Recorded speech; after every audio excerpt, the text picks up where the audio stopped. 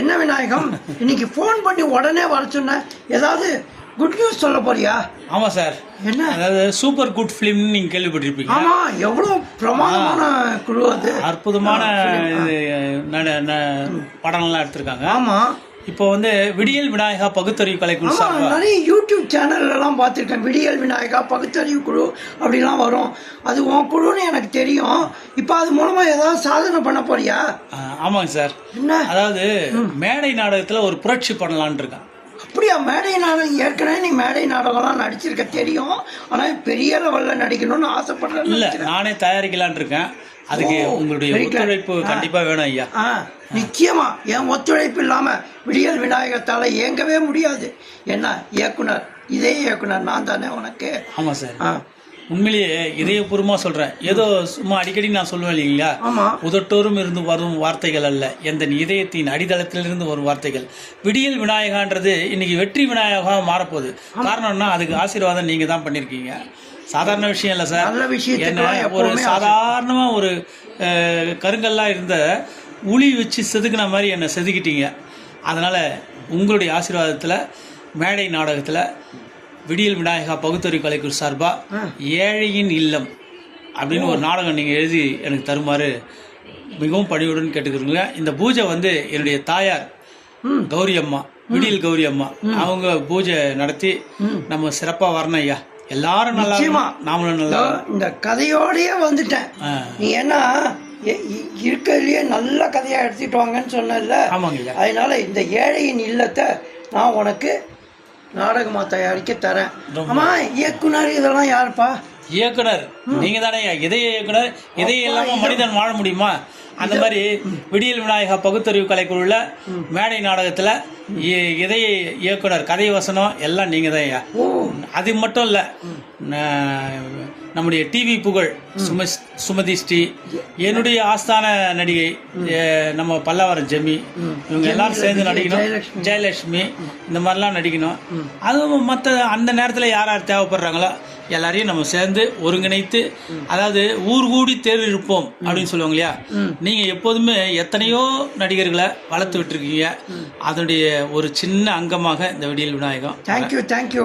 உனக்காக நான் தரேன். ஆமாம், நாடகத்தை எப்போ போடலான்னு முடிவு பண்ணியிருக்கு? மார்ச் மாதம் இல்ல, மார்ச் பிப்ரவரி பாத்துக்கலாம் சார். மேக்ஸிமம் மார்ச்சே மாத்திக்கலாம் சார். ஓகே, பிப்ரவரி மார்ச் பிப்ரவரி சபா டேட் வாங்கி தந்தேன். அது நீங்க வாங்கி கொடுத்துருங்க. வாங்கி கொடுத்துறேன். நம்ம நல்லா வளருவோம். முதல்ல அம்மா கிட்ட நம்ம ஆசீர்வாதம் வாங்கி கண்டிப்பா முடிச்சிருவோம் சார். அதே மாதிரி எல்லா நண்பர்களும் எல்லா நண்பிகளும் எல்லாரும் வந்து எங்களை ஆசீர்வதிச்சு எங்களை மென்மேலும் உயர்த்துமாறு பணிவுடனும் கனிவுடனும் கேட்டுக்கொள்கிறோம். விடியல் விநாயகா வெற்றி விநாயகாவை மாறணும்ட்டு கேட்டுக்கிறோம். நன்றி. All the best.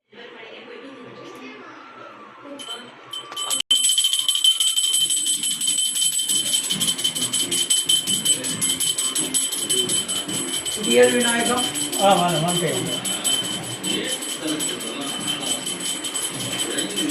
நான் ஏற்கனவே சொன்னபடி கதையை கொடுத்துட்டேன். அதோட பூஜையை நடக்குது. நல்லது. அம்மாவோட ஆசீர்வாதத்தோட மென்மேலும் பெரிய வெற்றி அடையணும்னு நம்ம 2 பேரும் இந்த விடியல் விநாயகா பகுத்தறிவு வெற்றி விநாயகா பகுத்தறிவு கலைக்குழுவா வெற்றி அடையணும். அம்மாவோட ஆசீர்வாதம் எங்கள் 2 பேரும் ஆசீர்வாதம் வெளியே வந்து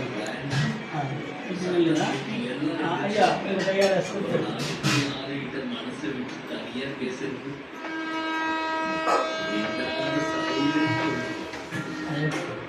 கையில் இந்த 2 பேருக்கும்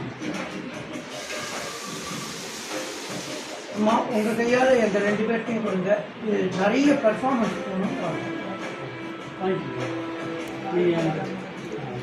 விநாயகம், உங்கள்கிட்ட என் கதைங்கிற குழந்தைய ஒப்படைச்சிட்டேன்.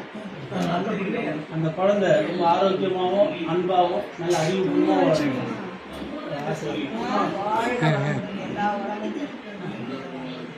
கதை நல்லா போய் நம்ம ஆஞ்சநேயர் கோயில் அந்த நல்ல விஷயம். ரொம்ப சந்தோஷம். குரு காணிக்கை